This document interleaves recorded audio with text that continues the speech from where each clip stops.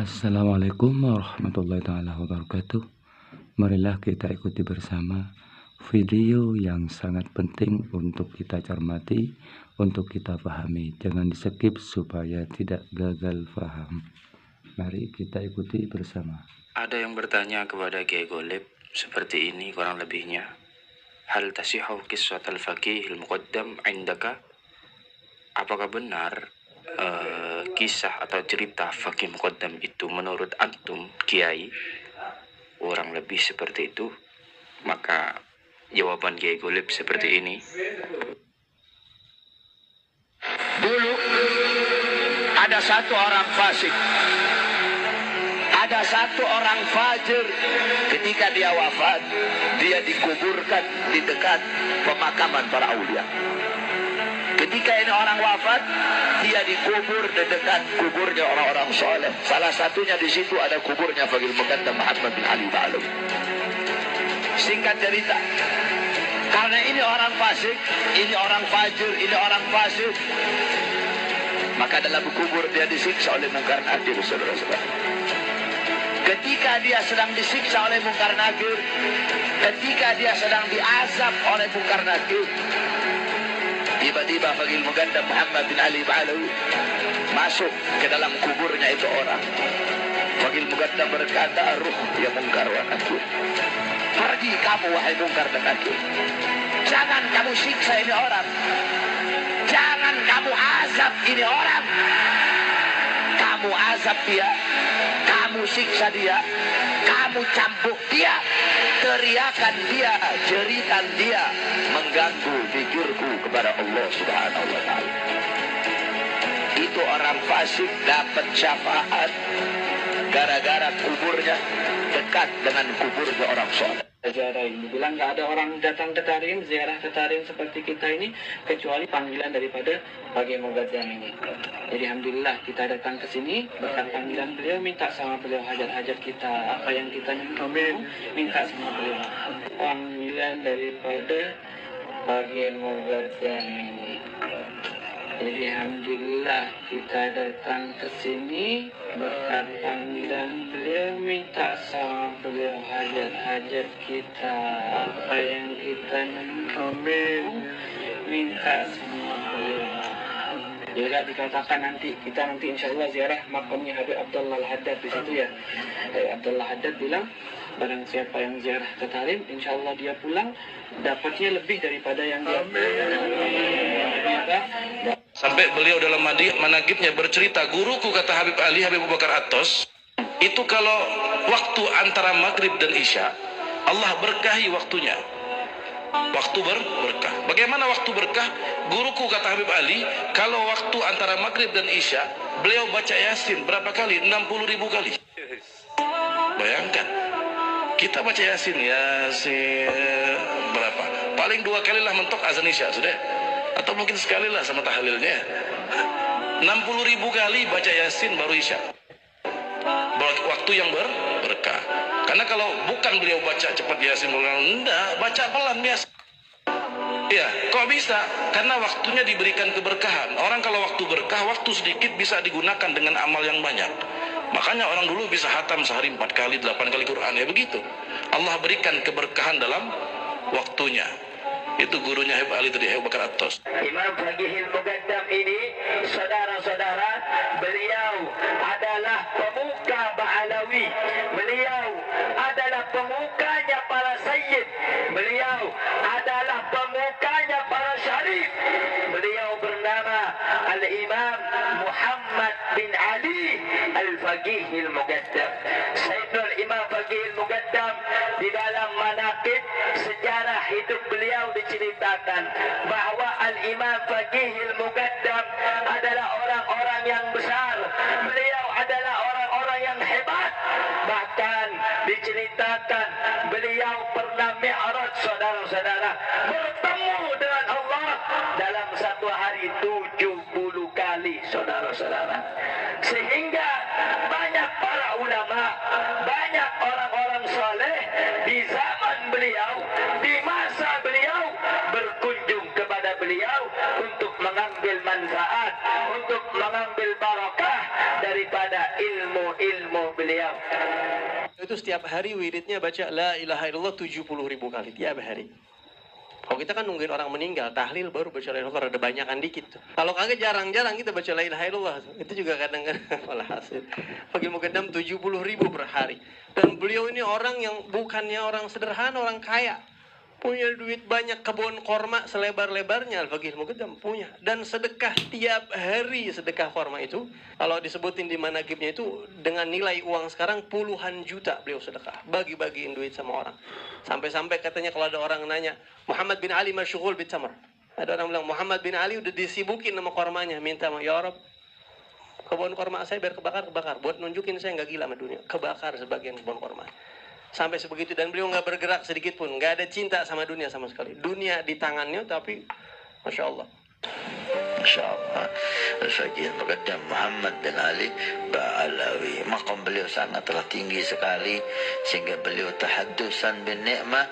Diriwayatkan beliau berkata, ana fil awliya ka Muhammad fil anbiya.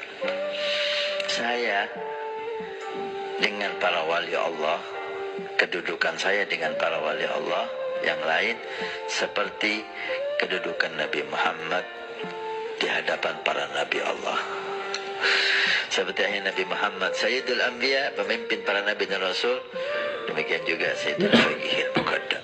Al-Imam Al-Faqih Muqaddam orangnya cerdas sekali, sangat luar biasa. Sampai-sampai gurunya yang bernama Syekh Ali Ba Marwan, jadi ceritanya itu, beliau mengatakan, kamu ini akan saya proyeksikan menjadi seseorang seperti Ibnu Fawraq. Ibnu Fawraq ini seorang ahli teologi, ahli usulul fikih yang sangat hebat. Jadi generasi ketiga di dalam madhab Asy'ariyah ahli sunnah wal jamaah. Itu disebut dengan Ibnu Fawraq. Luar biasa, Imam Ibnu Fawraq. Al-Faqih Al-Muqaddam, kata Syekh Ali Ba Marwan, saya ingin kamu seperti dia, dari cerdasnya. Karena Al-Faqih Al-Muqaddam ini digelari dengan ustadz yang agung. Al-Faqih yang berarti ahli fikih, Al-Muqaddam yang terutama, yang paling menonjol. Ini di dalam ilmu zahir, dalam ilmu batin, Masya Allah, Al-Faqih Al-Muqaddam sangat luar biasa. Kalau Syekh Abdul Qadir Al-Jailani terkenal di alam dunia, maka Al-Faqih Al-Muqaddam terkenal di alam barzakh, terkenal di langit, dan seterusnya. Ada pertanyaan dan jawaban. Apakah benar kisah-kisah tentang Imam Faqihul Muqaddam menurut Anda yang diceritakan di dalam kitabnya para habaib itu? Jawab, saya tidak mengetahui hakikat kebenarannya, karena sesungguhnya kabar itu bisa benar bisa salah.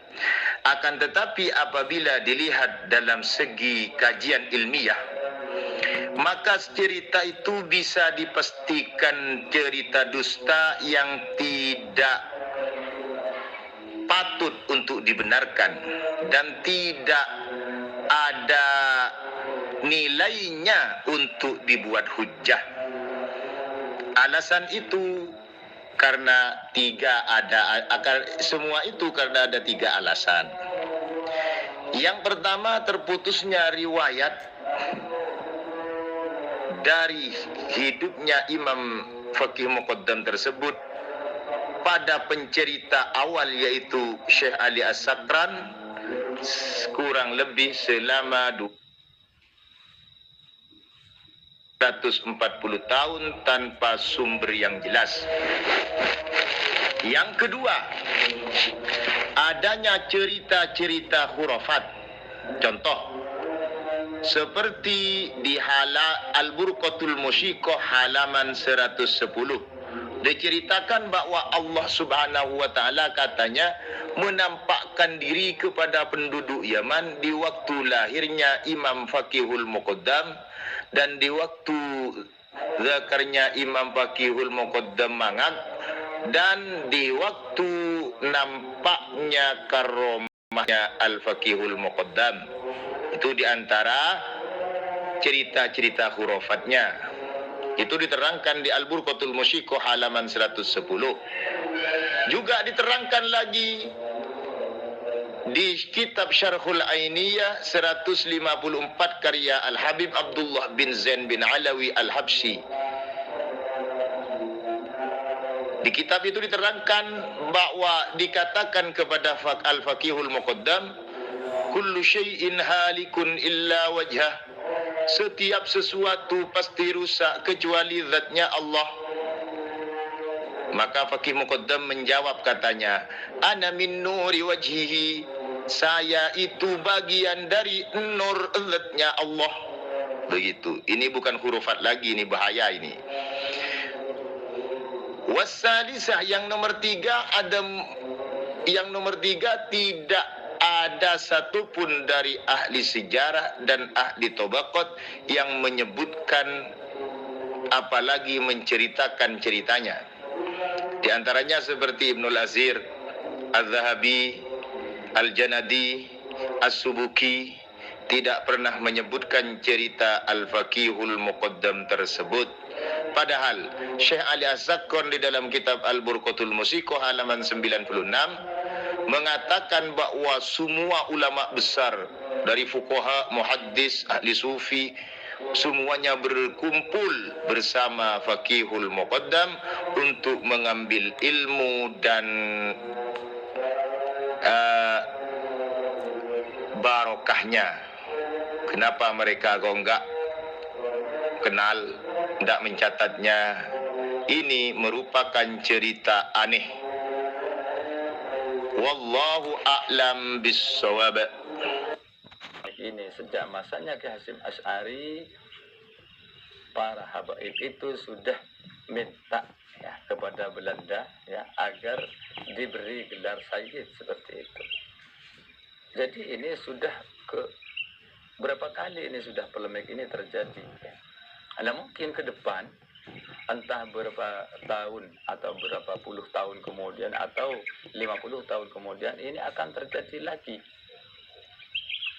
Karena bukan hanya sekarang polemik ini, sejak masanya Ki Hasyim Asy'ari, para habaib itu sudah minta ya kepada Belanda ya agar diberi gelar sayyid seperti itu.